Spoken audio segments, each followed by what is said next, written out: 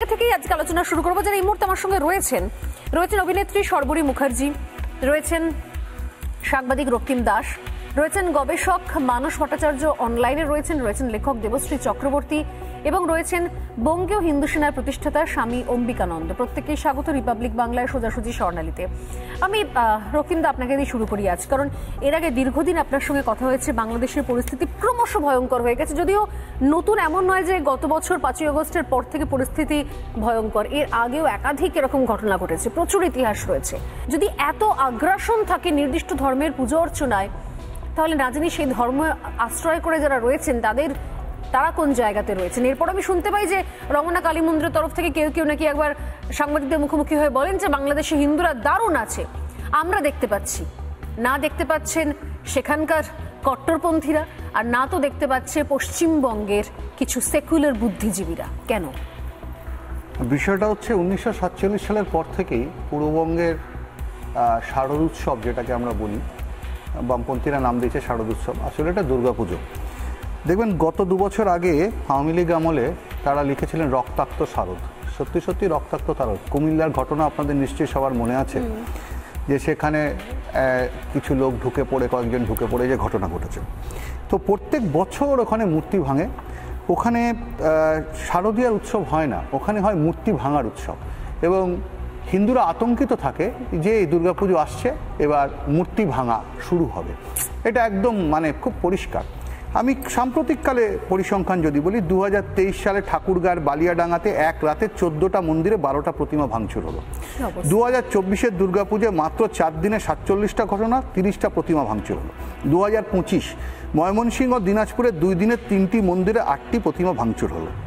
এবার সাম্প্রতিক যে ঘটনাটা ঘটলো সেটা হচ্ছে গাজীপুরের ঘটনা। এতদিন যে মূর্তি ভাঙা ওখানে হয়েছে, তার জন্য যখন হিন্দু সম্প্রদায়ের মানুষরা প্রশাসনের গেছে, প্রশাসন বলেছে যে এইসব কেউ করেনি, কোনো উগ্রপন্থী গোষ্ঠী করেনি, এটা পাগলে করেছে। এতদিন পাগলে গিয়ে ভাঙতো। হ্যাঁ, এই আপনাদের ঘটনা, কুমিল্লার ঘটনাও নাকি এটা পাগল গিয়ে ভেঙেছে। সব পাগলে বা শিশুরা, দুষ্ট প্রকৃতির শিশুরা গিয়ে ভেঙেছে। এবার একটা নতুন শব্দ ইউনূস সরকার আমদানি করেছে। সেটা কি? অ্যাডিশনাল এসপি আবু নাসের তিনি বলেছেন যে সারাদিন বৃষ্টি পড়ছিল, বাতাস ছিল, বাতাসেই প্রতিমা ভেঙেছে, এর বাইরে কিছু নেই। তার এতদিন পাগলে ভাঙতো, এখন বাতাসে দুর্গা প্রতিমা ভেঙে দিচ্ছে, নতুন একটা শব্দ এসছে। এবার সেটাকে কাউন্টার করতে গিয়ে একজন ভদ্রমহিলা, তার নাম অপর্ণা রায়, সম্ভবত অপর্ণা রায়, তিনি হচ্ছেন রমনা মন্দিরের সভাপতি। সেই রমনা মন্দির, যে রমনা মন্দির 71 সালে ভেঙে দেওয়া হয়েছিল, পরে সেই রমনা মন্দির বানানো হয়নি, সেখানে ঘোড়দৌড়ের মাঠ করে সেই রমনা মন্দিরের জায়গা দখল করে নেওয়া হলো।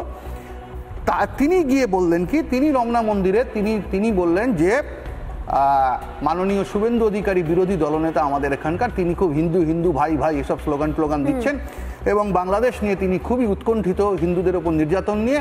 তাকে সারমেয় বলে উল্লেখ করে বলল তিনি এসে যেন দেখে যান যে এখানে হিন্দুরা কত ভালো আছে। আমি অপেক্ষা করে আছি উনি কবে বর্ডার পেরিয়ে সীমান্তের সামনে দাঁড়িয়ে এসে ভারত সরকারের কাছে আশ্রয় চাইবেন যে আমাকে থাকতে দেওয়া হোক। ঠিক, কারণ সেদিন, আজ থেকে বেশি দিন নয়, 30-35 বছর 40 বছর আগে আমার পূর্বপুরুষরা ভাবতেন যে ওই দেশটাতে থাকা যাবে, কিন্তু ওই দেশটা থাকা যায়নি। আমরা বারবার ভুলে যাচ্ছি 47 সালে দেশভাগ হয়েছিল ধর্মের ভিত্তিতে। আমরা যারা হিন্দু তারা কখনোই দেশভাগ চাইনি, কিন্তু যারা সেদিন দেশভাগ চেয়েছিলেন তারা নিজেদের একটা শিক্ষা, সংস্কৃতি সবকিছু আলাদা করে ফেলেছিলেন ধর্মকে সামনে রেখে। তারা একটা রাষ্ট্র পেয়েছেন, তারপরেও কেন যারা আমরা এখানে টিকে আছি আমাদেরকে কেন আজকে উৎখাত হতে হবে? কেন আজকে ঢাক বাজাতে গেলে পারমিশন নিতে হবে? কেন আজকে দুর্গাপুজোর মা দুর্গার বিসর্জন নিতে গিয়ে পারমিশন নিতে হবে? তার কারণ একটাই, যে গত 75 বছর ধরে পশ্চিমবঙ্গেরও কিন্তু দুর্গাপুজো আজকে আর পুজো নেই, এটা একটা শিল্প হয়ে গেছে। বামপন্থীরা এটাকে শিল্প বানিয়েছে এবং এখন হয়ে গেছে উৎসব, শারদীয়া উৎসব। তাই আমার দেবী দুর্গার হাত থেকে অস্ত্র চলে গেছে, তাকে অস্ত্র সরিয়ে দিয়ে তাকে অহিংসার দেবী বানানো হয়েছে। তার হাতে চটি, জুতো, তাকে কখনো পরিযায়ী শ্রমিক বানানো হয়েছে থিমের নাম করে, অর্থাৎ মূল ভাবনা থেকে, ধর্ম থেকে আমাদের যে ধর্ম আচরণ তাকে সরিয়ে দিয়ে আমাদের নাস্তিকতাবাদের চর্চা করা, কিংবা যে চর্চা উৎসাহিত করে বামপন্থীরা, সেই চর্চাটা এখানে করানো হয়েছে, যার ফলে আজকে আমার মন্দির, মসজিদ এক হয়ে গেছে। আমার দুর্গাপুজোর যে প্যান্ডেল তাতে আজান বাজছে, এর থেকে লজ্জার আর দুঃখের কিছু হতে পারে না।